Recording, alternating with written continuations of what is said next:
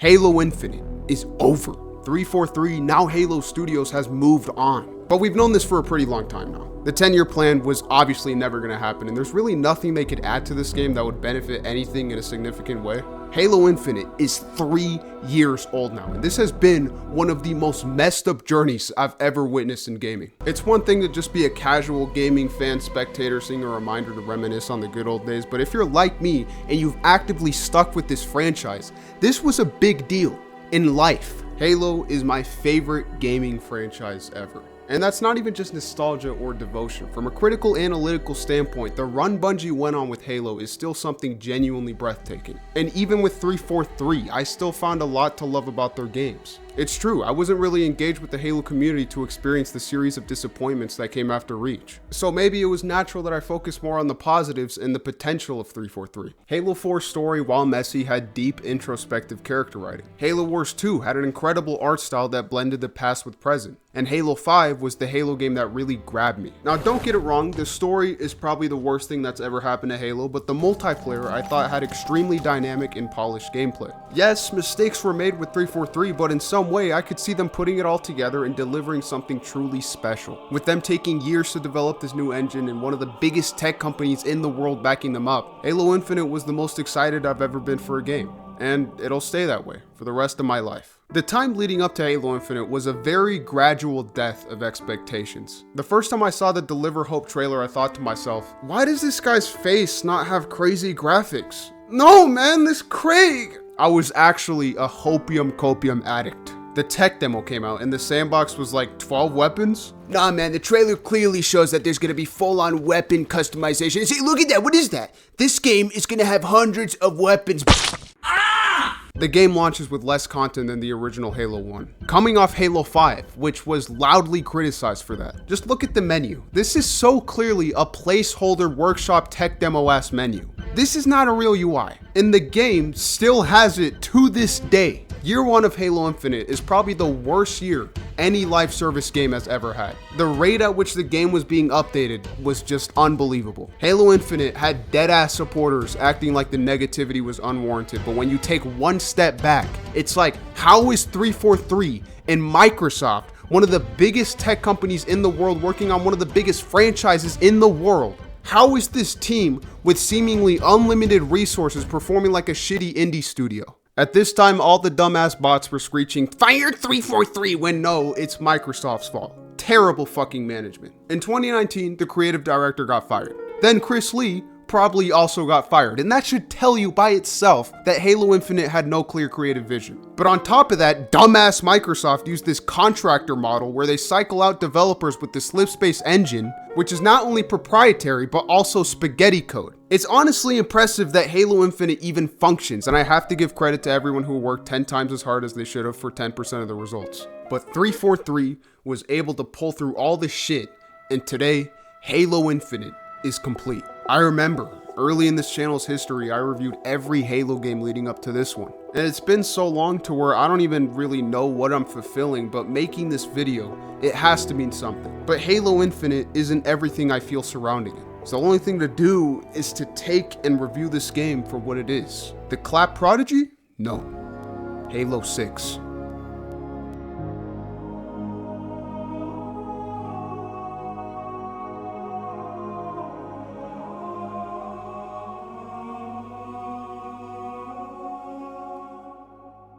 Going in, I wasn't worried about Halo Infinite's multiplayer. The real question was, coming off Halo 5, the dumbest fucking story ever told, what story did 343 choose to tell? Well, let me say this. During the lead up to Halo Infinite, Chris Lee said that this game would be a soft reboot and a game that anyone could jump into and not feel as if they're missing 90 pieces of external media. Of course, this was supposed to be a direct response to Halo 5, but what actually happened was that the new players were still very confused, and the people who were caught up experienced one of the most useless fucking stories ever told. The beginning of the story tries to mirror Halo 1 in that you wake up in the middle of an ongoing war, except here, the war literally finished before the game started. And what's stupid is that throughout the story, you then gradually find out what happened through what is essentially pretty bland exposition. The question is why you would ever attempt to tell a story like this in a Halo game. Well guys, remember that this is supposed to be an entry point for new players. So not only do we get exposition about Atriox and shit, we also get exposition about the origins of Chief and Cortana. Because Cortana's death left data signals, so Master Chief and now this new Cortana can reflect on it, I guess, but really it's just for the audience. 343 really does not do a good job with the writing. Not only is there a lack of subtlety in most of the characterization, but also an apparent lack of nuance in the core ideas presented. An example is the humanistic approach to Master Chief, which was introduced in Halo 4 and then reintroduced in Halo Infinite. Except that Halo 4 Master Chief simply starts acting more human, whereas in Halo Infinite, we're constantly reminded that Master Chief is human. You can see it, right? All I see is problem. I don't believe that. A part of you must recognize the grandeur of this achievement. You're not a machine. You can't be that closed off. Even in trash-ass Halo 5, in Warning Cortana, he rubs the back of his helmet, whereas in Halo Infinite, Are you okay with being here? no, not really. I bet. Like, if you want to be an anime so bad, just go ahead. You can join the other fucks. Just know that you're not my boy, bro. Surprisingly, this is the most disconnected I felt from Chief as a character ever. Every aspect of his character is so basic to the point where it's just not convincing. And sometimes the upfront nature of the lines contradict Chief's own character. And why do you do this? Again and again. It's all I know. Like, no, Chief wouldn't say that. Maybe from an outside perspective you could say that, but fighting a war isn't some occupation like being a plumber. His life was forced onto him and it's all he knows, but it's also all he believes in. As anyone should in this situation, since we're literally dealing with humanity's survival as a species. If the war was over and the entire UNSC wasn't fucking wiped out, this could have been an interesting topic to explore in, say, a Master Chief character study, Halo 5? You know, after the Didact, there wasn't really anything else. So, like, they could have, you know, Brian Reed, fuck. But still, why would he ever therapeutically self-diagnose himself out of the blue in a situation like this? Just insanely tone-deaf characterization. Any sense of self-awareness should come from him reflecting on a sense of responsibility. It's beautiful, isn't it? To some.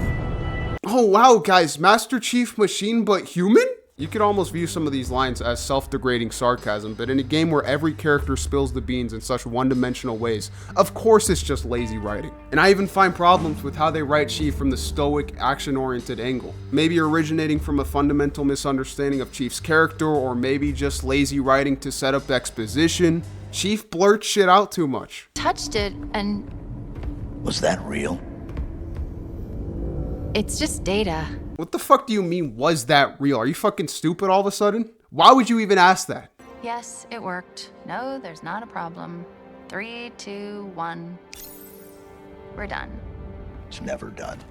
Why would you even say that? Are you trying to provoke her or maybe spit knowledge? Up to this point, the weapon has been throwing an absolute tantrum over every little thing Master Chief has been doing, accomplishing absolutely nothing. So why would Master Chief go out of his way to unnecessarily remind her the mission is never done? Oh yeah, because 343 is once again reminding us that Master Chief is war focused and that the weapon doesn't like that. I know some people might interpret Chief in this game as, oh, he grew up from Halo 4 and he's more social now. But now you're seeing how in some lines of dialogue he completely lacks social awareness. Like, no, Master Chief has never been a moron, it's just lazy writing.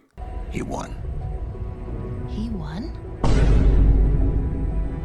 Atriox beat me. Surgically. Precisely. Brutally. Like 343, what is this trying to reach the word count on an essay type writing, dude? Then we have no choice. I've got you.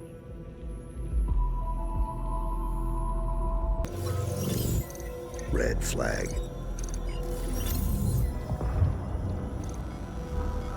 Nothing happened. Sorry. Maybe I'm going crazy. Or just paranoid. Did you say something back there? It was nothing. Okay. What the fuck was that? Why are you saying it like that, you fucking sussy baka Master Chief? Literally going back to the last line, it's like, why would Chief ever offer negative input to someone having a moment of beauty? Chief isn't literally a robot, even he himself would appreciate the view. And then you know this dialogue is not only bad characterization, but also a weak ass setup for some terrible drama. It's a pretty common theme you'll notice in this game. Master Chief has no sense of actual volition inside of that helmet. Everything this dude says is so obviously the writers either spelling out the message or just setting up exposition. Master Chief in this game isn't the stoic, he's not an extrovert, he's not smart, and he's not a dumbass. He's just a nothing character. Because when the ideas are so obviously unambiguous, who's really talking? But the rest of the carpets. We all fail. We all make mistakes. And then you have the weapon. Just everything that should not be a Halo character. 20 years before we got to see some Disney-ass melodrama take stage in front of an actual fucking war happening in a Halo game. The weapon's purpose is first and foremost to be funny, you know, quirky, relatable, adorable. For people in the Halo community to feel better about themselves, making fun of people who don't exist, who would want to have sexual intercourse with the weapon. Except that this is a dog-shit character, so nothing is really being ruined, is it? Fuck you. But actually, her purpose is to bond with Master Chief and get him to, in a way, get over Cortana or some shit. Which means that there's a drama arc about trust. Which starts with Master Chief kind of rescuing the weapon, and she's definitely her, you know? Both having a common goal to save humanity, or at least that's the way it should be. So the weapon doing some digital shit, which is relative to absolutely fucking nothing, so there's no way to grasp what she's doing, almost gets scanned, which would be bad. So deleting her would probably be the best thing to do if that were to happen. But Master Chief, instead of informing her that he would delete her for the good of mankind, decides to withhold that information and be a cold imposter, I guess? Why would you do that, Master Chief? The fact that he would purposefully withhold that information would imply that he knew the weapon was sentient and he wants to keep her in the dark because he's a fucking psychopath. But the drama doesn't rise from Master Chief being a psychopath, but instead just the base fact that Master Chief would have deleted her for the good of mankind. Because trusting a dumbass AI is more important than acting on what you believe to be the greater good. And he was going to delete me. What? Chief? Really? He doesn't talk much. He's more of what you might call a man of action. But that's not it, you know? We have to then save the world while the weapon complains and just passive-aggressively nags on Master Chief for being more about action than feelings. Something dangerous. Probably. Everything has the potential to be dangerous, right? I'd never thought I'd see Master Chief literally fight a war, you know, risk dying to save humanity, and the conflict being focused on is about fucking feelings. And look, he brought friends. Did you hear me? He has friends. Let me just wake up for a second to say that this is fucking terrible writing. You can't even blame any specific character. This is just the writers at 343 not having basic common sense in writing a story. But guys, later the pilot is in danger, so now it's serious. Now we can't focus on our drama because there's a life at stake. Wow. Who wrote this? The same people who wrote Cortana, literally murdering a disturbing amount of sentient life and then actually expecting me to feel empathy when she decides to become good again. Like, how out of touch do you have to be to write the equivalent of Space Hitler, who killed more sentient life and then treat her sacrifice like a heroic moment? We're here. This is where Cortana... Sacrificed herself.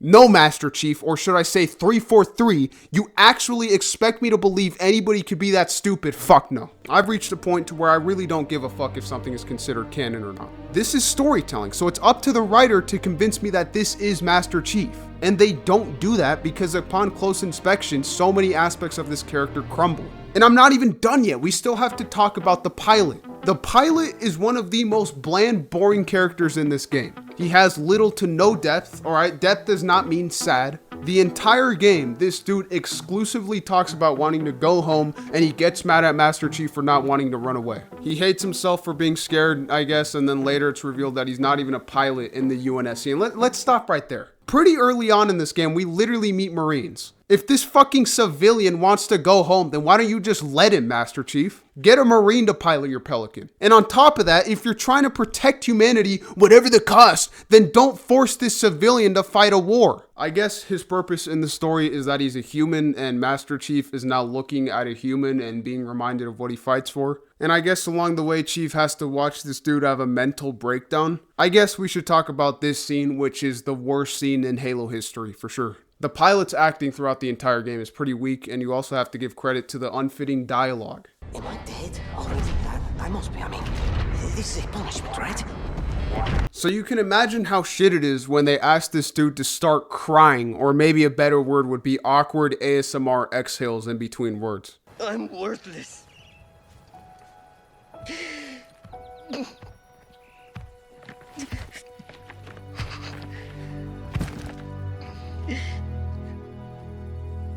You should leave me here with the rest of the garbage.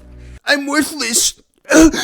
You should leave me here with the rest of the garbage. Shout out to the anime writing. Like, imagine saying that. You're a fucking moron. Another extremely limiting factor of this game is the character rendering. I don't know how it's managed to look worse in every fucking trailer up to the release of this game, but it looks like shit. Weird low frame rate animations and also fuzzy looking faces. Like, biggest tech company, why can't it be Last of Us 2? Like, why? But it also doesn't even look as good as Halo 5, which came out in 2015, so fuck it. I'm honestly in shock they actually used motion cap, but I guess they did. And the pilot is a gooby, and Master Chief, they managed to make him move like a robot. Like, how do you manage that with fucking motion capture? It's crazy, but whatever. As Master Chief goes to comfort the pilot, we get one of the worst monologues I have ever seen, in which Master Chief talks about how humans make mistakes, and that's what makes us human.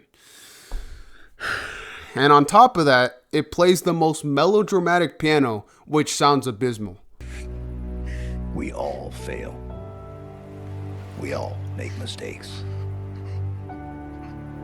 It's what makes us human. I'm sorry, Chief, but how have you... Think about how shallow but also self-serious the scene was, and how essential it is to the arc in the story. You could just say, oh, it's a bad scene, that's it. If a story is indulgent, let alone capable of a scene like this, you should be shaken up like, whoa! Okay, let me take a second look. That's what I didn't do the first time, but this time, everything fell into place, and this scene was the cherry on top. Insanely bland writing. But guys, let's go back to the question. The story that 343 wanted to tell after Halo 5 was a Far Cry story on Zeta Halo.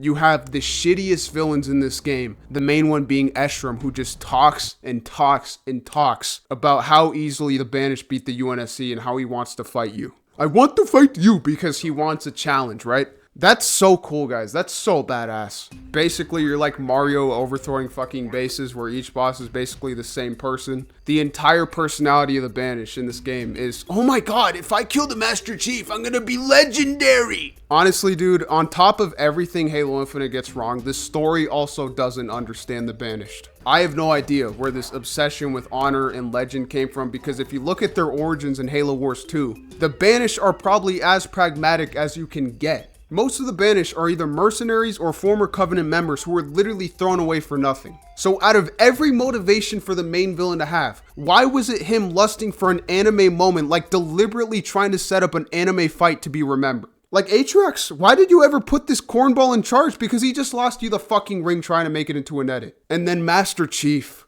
the greatest character ever written, after killing Eshram, showcases his super deep respect for soldiers. You showed him respect. He was a monster. Yes. But at the end, he was just a soldier. Hoping he'd done the right thing. Holy shit, this guy's a fucking moron. Eshram is one of the only people you can't say that to. The only thing he hoped for is that there would be edits made about him. In fact, let me actually check right now. Wow, absolutely nothing. Eshram. Iskarom. Let me say something, by the way. It's kind of off topic, but when Master Chief held Eshram down like a baby, I just thought, look at this T for teen ass game, dude. Wouldn't it have been cool to see Master Chief absolutely finish this dude? It's just not a good sign when fucking trash ass Spider-Man 2 is more raw than Halo. But anyways, Atriox is ass in this game. Why does he even care if he's the last face Master Chief sees? And why does he even say it out loud? Fucking anime ass writers. My name is Atriox. Bruh. The Endless is, what do I even say? There's literally nothing to them. The Harbinger just announces what she does with showmanship, I guess. Nothing really at all to her character. The story as a whole is just so bland and uneventful. So many cutscenes of Weapon doing hand motions, Eshram talking instead of doing, and of course the weak ass writing. The ending is so on brand with this game, and I'm pretty sure they also implied time travel, which is like 343.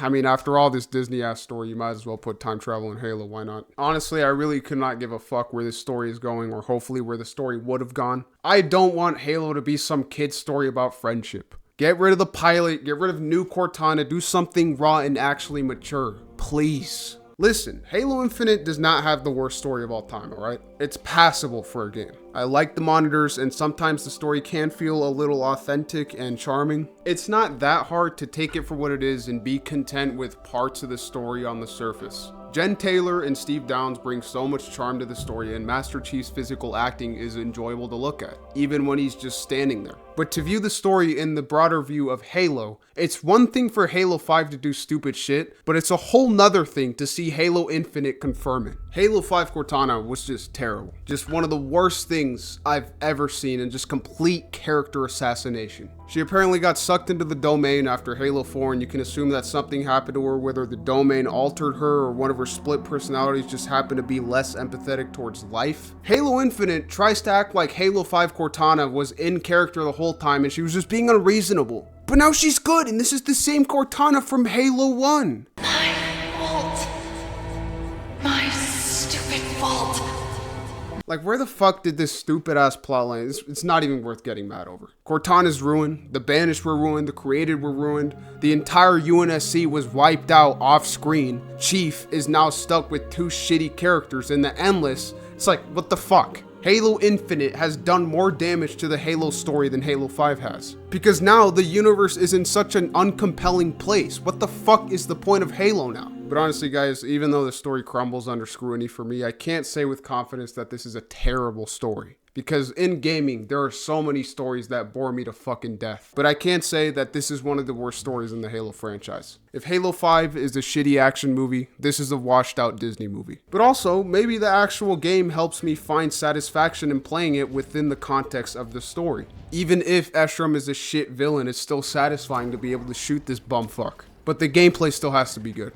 If it's Far Cry, get the fuck out of here, bro. But if it's Halo Far Cry, then okay, let me see. 343 originally did have a vision to make a good open world, but of course with the shitty engine and the contractor business model, that was never gonna happen. Instead, we got an actual Far Cry open world with like 3 different missions copy and pasted throughout the entire area. You have the outposts, guys to kill, and then marine rescue stuff. Also FOBs, which are bases, again copy and pasted 90 times, and the design is so boring like it's a forge piece or something. Sometimes there's random banshees that spawn in to shoot you, there's phantoms, and yeah, that's about it for signs of life in this open world. Obviously, I don't have to say much. It's the same grass, the same trees, and the same goofy hexagon pillars. But to give credit, the Foreigner structures are cool. The skybox is phenomenal, especially at nighttime.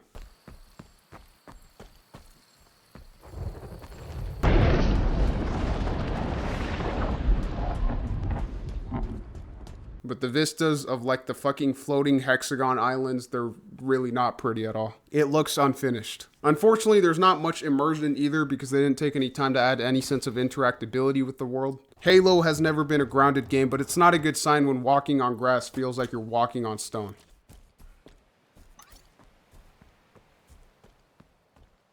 And for exploring the world, there's just no vision. Grappling is efficient, but like seriously, this is how traversal was intended. Vehicles just do not work. Tanks are impossible to get anywhere, and I guess flying over the world works well. There's just such an obvious feeling of patchiness in a sense that the game as a whole is unrefined. I will give credit in that they at least tried in conceptualizing Halo Infinite single player to justify a $60 price tag. They kinda have a progression system, but not really. You kinda just open spawn point boxes and earn valor for completing missions, which allows you to spawn in better weapons. But the more I think about it, the more I believe that it was a trade-off in committing to an open world as opposed to having actual campaign missions. Because think, what other open world game has meticulously crafted missions on top of the open world?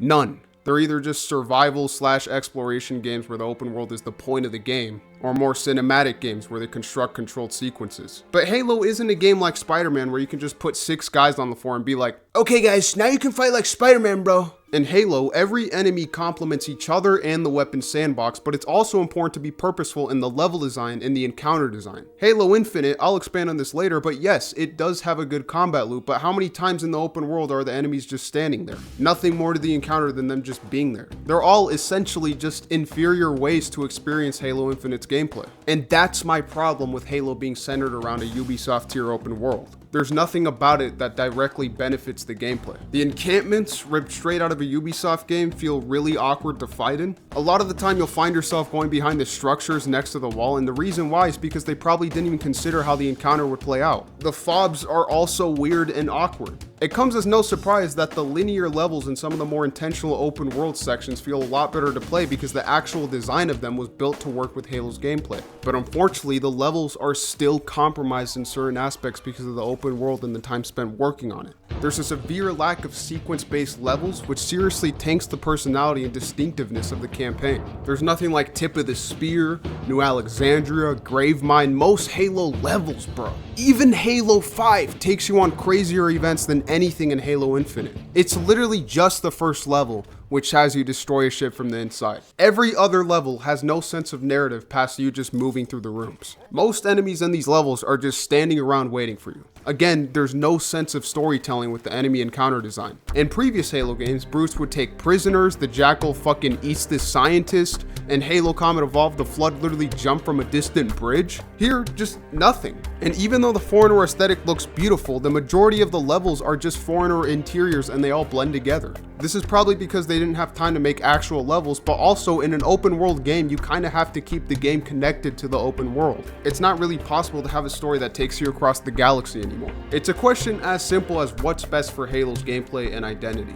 Having a set of great levels with a stronger narrative and gameplay focus is simply better for Halo. I've seen the King Hidden Xperia recommend the next Halo be an open world more akin to Resident Evil 4, and it's like, no, Halo doesn't need to change for the sake of change. There's nothing wrong with the traditional campaign formula that's worked for the franchise for years. Halo Infinite also gives the player access to the grapple hook, where you can basically go wherever you want, and you can also spawn with any weapons you want. The drop ball allows you to place your own cover and shoot through it, and all these abilities are infinite. Because the player always has the ability to do whatever they feel like, it just adds another level of sameness to the levels. There's no variety in strategy. The designer can't really build the level around an intended playstyle because they have no control over the player. So in turn, it's just the same puzzle to solve over and over again. When you craft a variety of individual levels, you can differentiate them and offer a different experience each time. Now obviously, I'm not saying an open world could never work, but this isn't Peaches and Creamville. A super fleshed out open world would be amazing to see, but they'd have to drop other things to commit to it. Obviously, Zeta Halo being the open world was a massive opportunity wasted. If only the producer was one of the biggest tech companies in the world.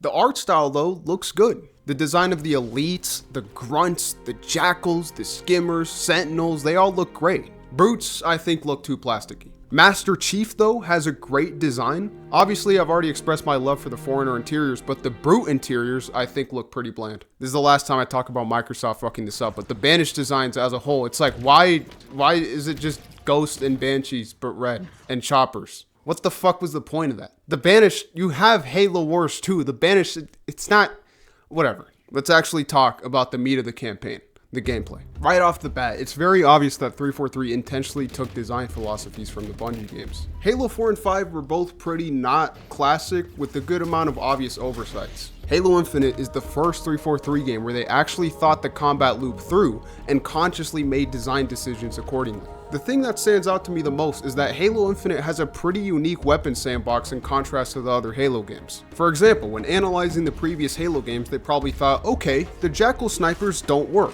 What do we do? Someone at 343 raises their hand and says, well, why not, instead of instantly killing the player, we lower the damage to give the player a chance to escape?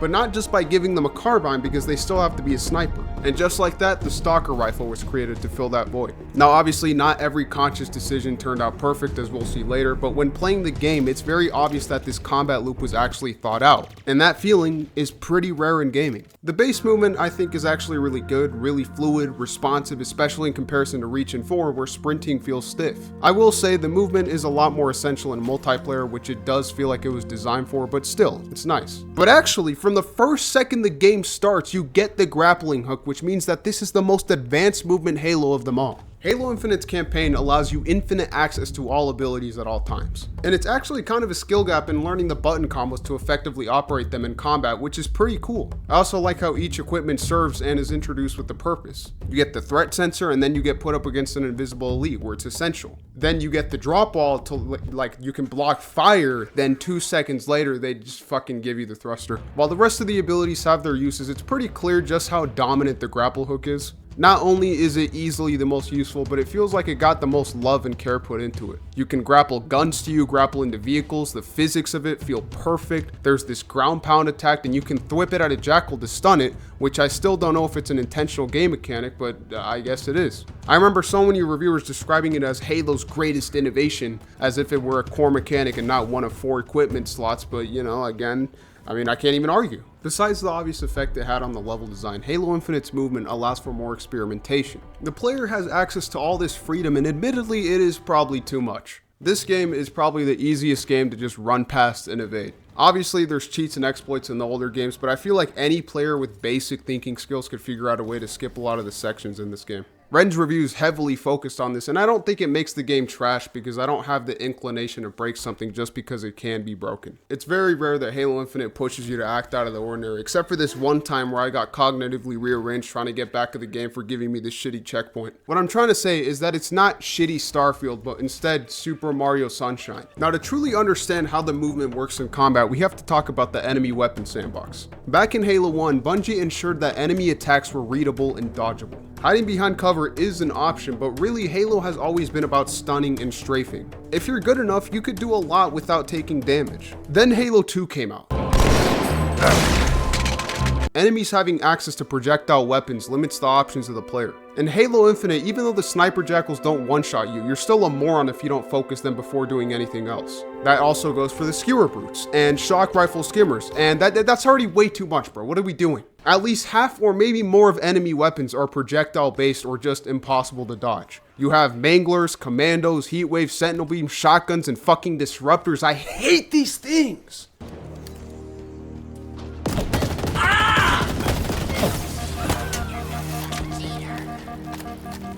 Fuck you, kid. This is the worst weapon ever introduced in Halo, for sure. Not counting the character. My playthrough for this video was on Legendary with the Thunderstorm scroll on. No upgrades. You know, I've genuinely gotten so good. I'm not even trying to brag. I need the game to challenge me. But honestly, that was a mistake because a lot of the enemies were just hit scan fucks and rocket launcher spammers. The Pulse Carbine is an amazing weapon to fight against. So is the Ravager. But unfortunately, so many weapons force you to either hardlock an enemy or run into cover. In the open world, the Thunderstorm Skull makes it impossible to go outside, but normal Legendary, you know, still has random ass Mangler brutes who shoot you from super far away. It's like, let me fight where I am, dude.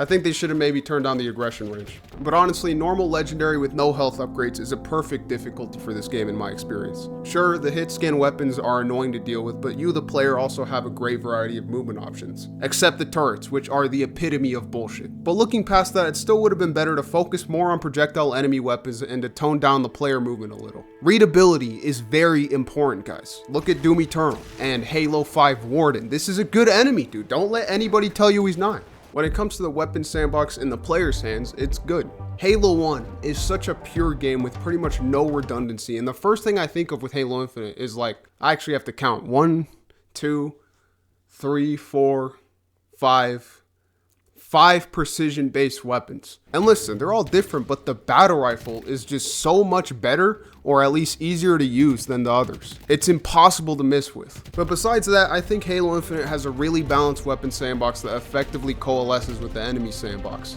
You have the classic Halo weaknesses of plasma stripping shield and lead killing flesh, also plasma frying sentinels. Needlers are now very effective against hunters while doing nothing to shields. Shock grenades can stun enemies. Shock damage disables vehicles and hard light shreds. Skewers absolutely pierce through brutes, which I guess isn't specific, but it's so satisfying.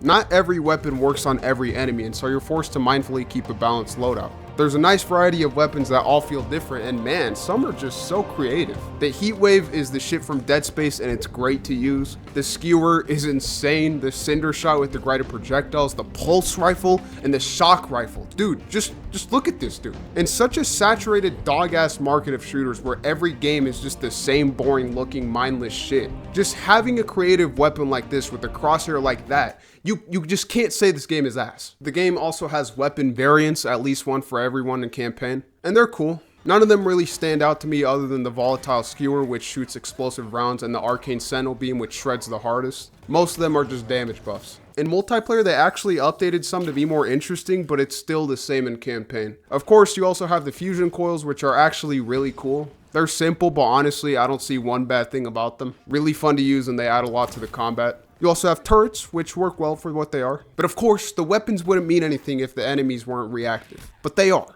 The grunts are still the support unit who are easy to kill but can still overwhelm you. Except when they're shielded and are armed with disruptors. Fuck these grunts. The jackals are impressive. Not only did 343 flip their weak point, they can also now mount up to better solidify themselves as the perimeter creator or something. Grenades and explosives are their weakness, but now it feels a lot easier to tear through their shields with a plasma carbine. But of course, you can still do the classic combo. Brutes come in a variety of ranks and classes. The bum brutes are pretty simple and you can knock their helmet off to kill them pretty quickly. Other brutes have shields, which obviously plasma can take care of. Some have jetpacks, which you can shoot to deactivate. You also have chieftains, which can jump across the map, and turret brutes, which are spamming bullet sponges. But then you also have berserk brutes, which I guess by themselves are a nice change of pace, but they also mean that normal brutes no longer go berserk. This is a little bit of a letdown because it takes away from how dynamic they can be as enemies. I feel like going crazy should be in the brute DNA. You don't necessarily have to choose between having a dedicated enemy and coding it into most enemies. Hunters take on their mini boss role like Halo 5, which I don't think works that well. I prefer them having more openings and not just being impossible to manipulate.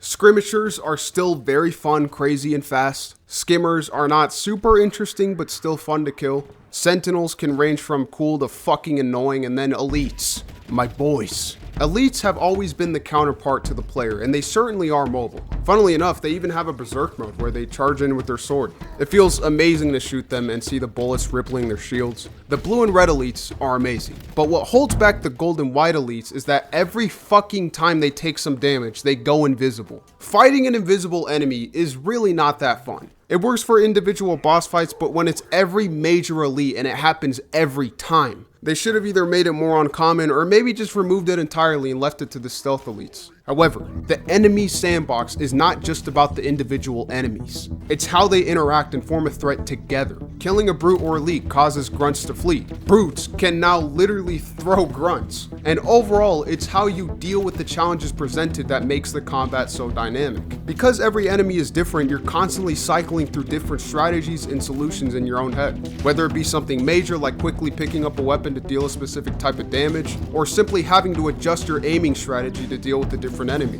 And when you combine that with the movement and positioning and how the enemies push you, it's a dynamic combat loop. It's like chess, different types of pieces on both sides that are useful for different things. And fortunately, the AI in this game is really good, at least in the main levels. Enemies will try and avoid grenades and take cover when hurt. They know when to be aggressive, but also when to be defensive.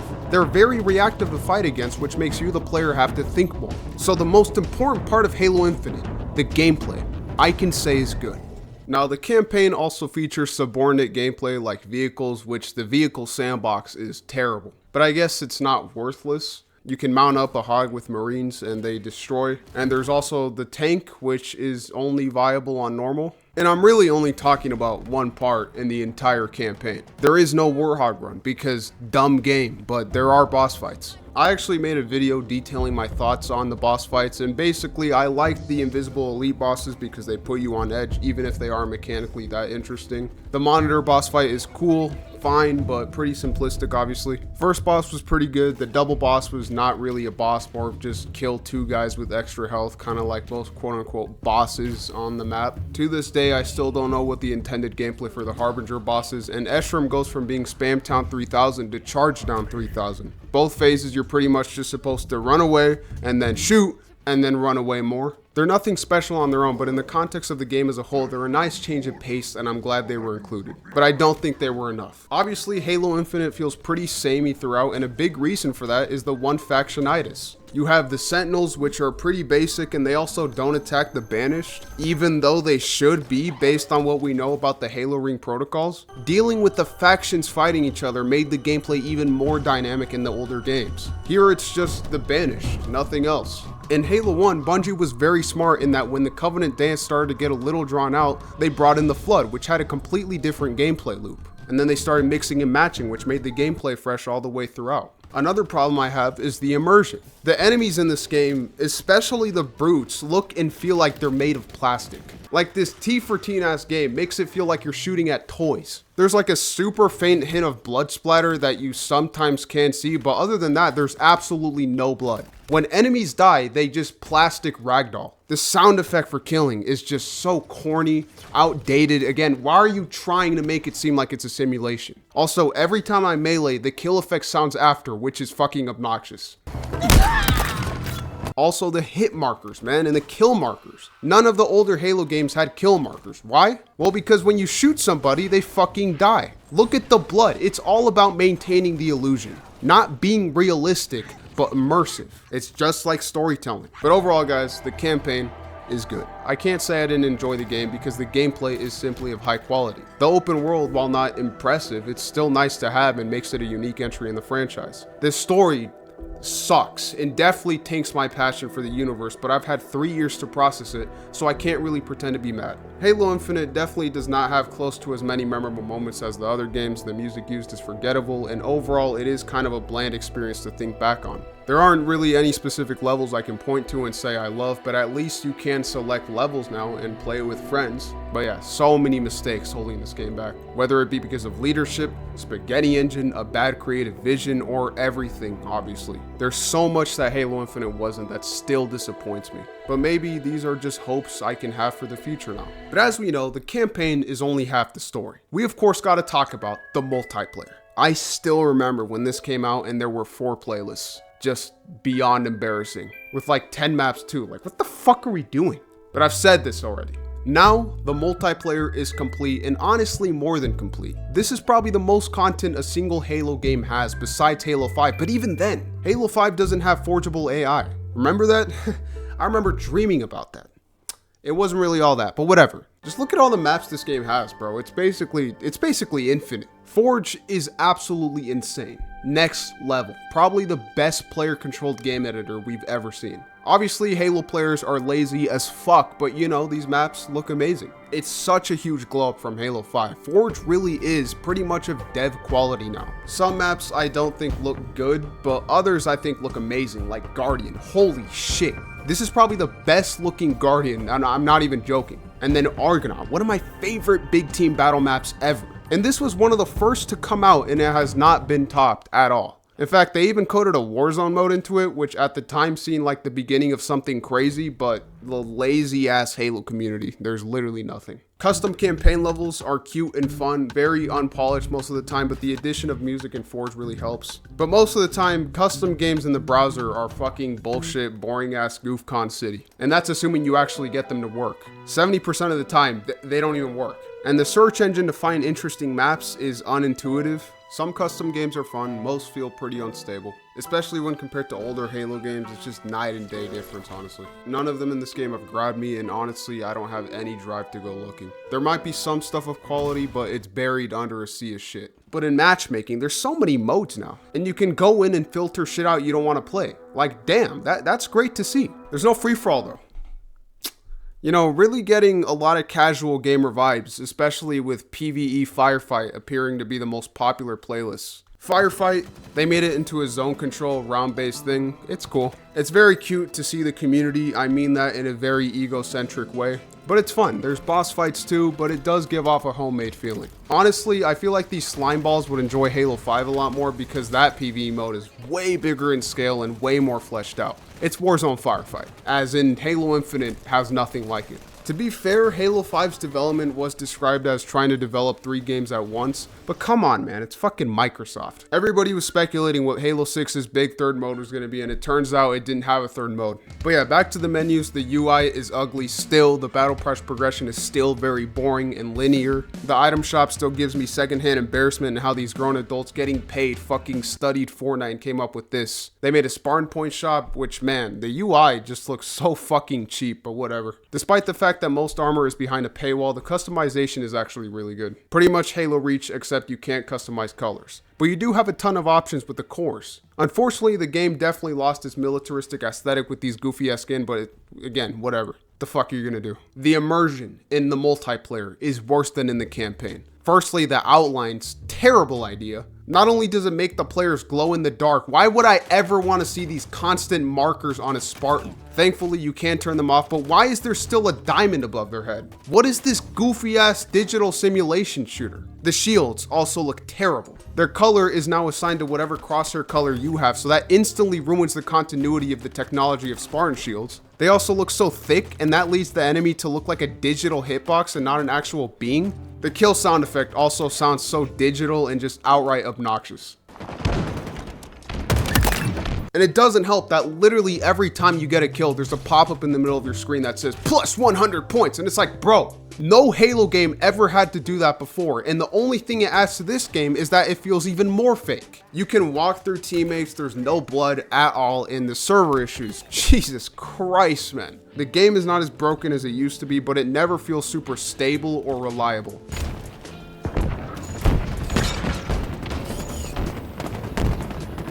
This overall lack of authenticity was and still is my biggest problem with Halo Infinite's multiplayer, but it's never been enough to ruin it for me, just lessen it. But by how much these days?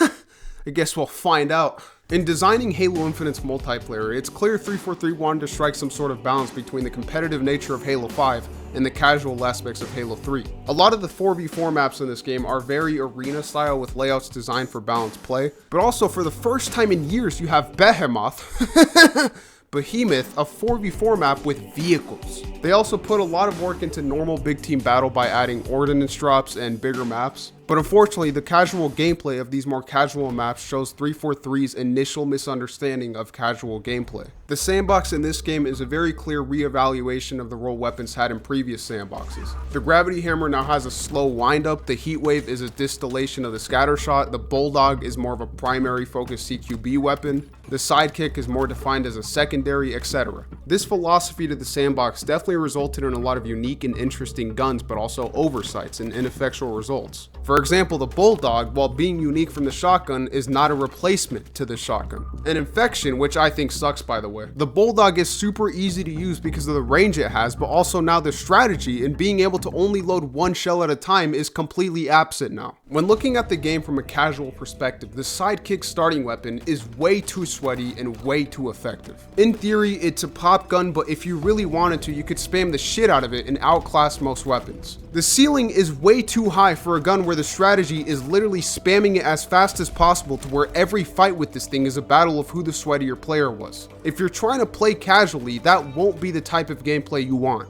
They did put in the bandit for a few playlists, but even then, casual playlists should not have these types of weapons, but instead encourage players to scavenge the map and find those more effective weapons. It's no surprise that in the older games, when you have an AR and a shitty magnum and no crazy movement, the game feels a lot more casual. But when it comes to the balance of it all, it's pretty good. No weapon feels unbalanced or too powerful, well except of course for the shitty disruptor. But most of the time the sandbox is a product of the map, and most maps feel well designed in that respect. Most weapons in this game feel viable and have a purpose, but not all are fun to use. The sword feels so floaty that it's crazy, and the gravity hammer, while satisfying, can operate pretty awkwardly with the half swing kills. No physics with it either still. And the disruptor, omega ass. The vehicles still feel pretty bad. The Warthog feels like paper, and the Banshee is stiff and awkward to control. The red timer mechanic is super unnecessary and doesn't really offer any interesting gameplay opportunities. They also added weapon variants in some of the more casual playlists, and that's a very good thing.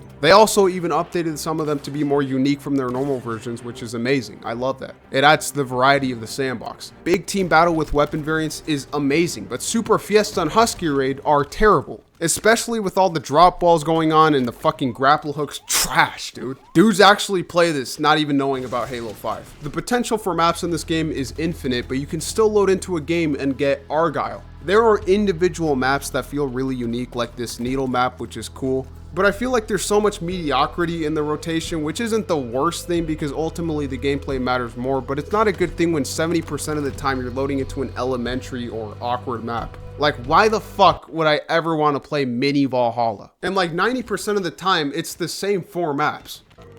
Oh my, the same shit over and over again, dude. Look at all these maps, but I swear I'm always getting the Circle BTB map and Streets. There's also been a complete lack of standout iconic maps in this game. There's nothing like Spire, Zanzibar, or High Ground. Every single map is pretty normal. And that's not just feelings based. When it comes to actual map flow, something like Fragmentation feels so much more restrictive and claustrophobic than its brother Valhalla. And Valhalla is in the game along with countless other remakes in both BTB and Arena. And they play well for sure, but they play even better in the game they were designed for. It's pretty annoying knowing that the likelihood of getting an annoying map is decently high, but there are also a good amount of good maps, but nothing that really impresses you or stands out in your mind. Argonaut, like I said before, was a map that blew me away with its sheer size and atmosphere. The first map in my opinion to truly return to the map design of Halo 1. But this map was never added to matchmaking, and instead the map's like, what?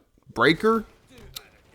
I don't know, man. But ultimately, none of the maps are bad enough to ruin what matters most. The gameplay. Halo Infinite is obviously a Halo game where all players have recharging shields, allowing for fights to last longer and outplay potential to increase. In most shitty ass shooters you just point and kill, but Halo actually challenges the player to not only maintain aim, but maintain your life with effective positioning and strafing. Halo Infinite of course also gives the player access to more advanced movement options like sliding, thrusting, you can even use the repulsor, you even have the quantum translocator equipment they added. I didn't even know about this, but it allows you to instantly return to a point, which is crazy. The gunfights in this game aren't always going to be orgasmic, but they're very engaging and force you to think on the fly. Map position in Halo is very important, in which you can use grenades to manipulate other players or even do damage. Again, when it comes to moving around the map, a great player can effectively cut someone off. The grapple hook is still a crowning achievement in this game's multiplayer, except here it's actually balanced because it's limited just like everything else. Obviously, teamwork is very important too. I will say though, if you're one of those fucks who waits until the end of the match to say, Good communication, guys. shut the fuck up, please. But what separates Halo from something like Apex is not only that the game is actually balanced and competitive, but it's based around precision-based weapons, in which you not only have to manage and maintain aim, but you have to be mindful of the timing.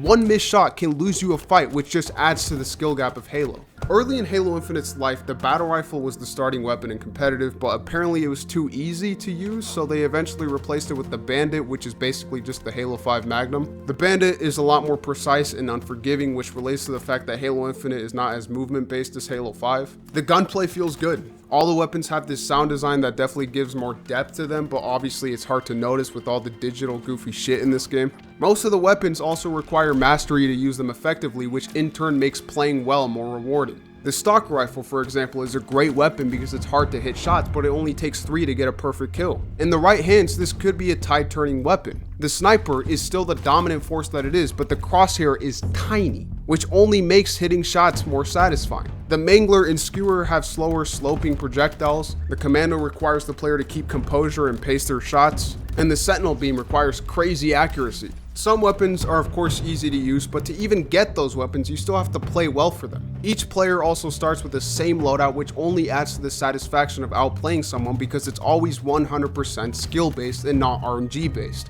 Call of Duty fucking sucks, man. Halo Infinite Arena is a strict test of skill where players can't rely on custom loadouts or overpowered perks, but instead pure mental ability and knowledge. It's about being proficient with aim, knowing how each element of the sandbox works, knowing the map layout and spawning of not only the players, but equipment and weapons. Now I will say some of the equipment in the sandbox is annoying. Drop balls I think are way too cheap of an idea. A shield you can deploy anywhere and shoot through. and the shroud screens are annoying. But thankfully, Ranked doesn't have any of this shit, and I would say is Halo Infinite at its best. Halo 2 and Halo 3 are the purest forms of Halo multiplayer, where the game is centered around positioning and map control. Of course, outplay potential is still there, but it's almost entirely reliant on crouching, jumping, and strafing. Halo 5 then comes around, and now the player has a lot more control over their Spartan, allowing for more expansive and dynamic outplay potential.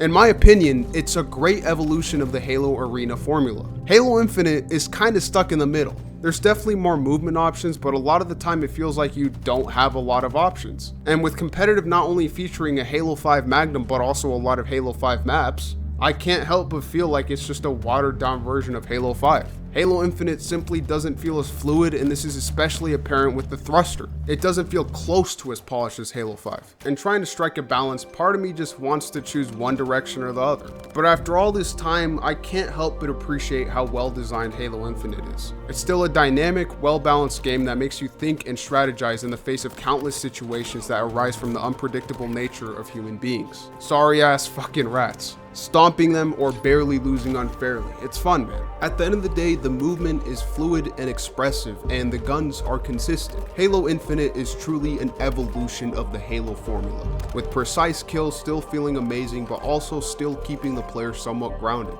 It works, and there's really nothing else like it. I guess Halo Infinite also has these live events with battle passes and featured playlists. Obviously, the new one is the Halo 2 one, which is very cool. I'm happy they're still updating this game while we wait for whatever they do next. The turbulent limelight of Halo Infinite is over, but the game itself definitely isn't. Maybe the Fat Forgers finally make something of value, the Falcon maybe could be finished, who knows? All I know is that the game has grown and settled into a good place. And I'm happy about that, because the more I reflect and analyze other games, it becomes clear just how good this game is. It doesn't make sense that I would only say this game is good when I've put so much time into it. It's definitely not what I imagined or hoped it would be all those years ago, but what it is something I love.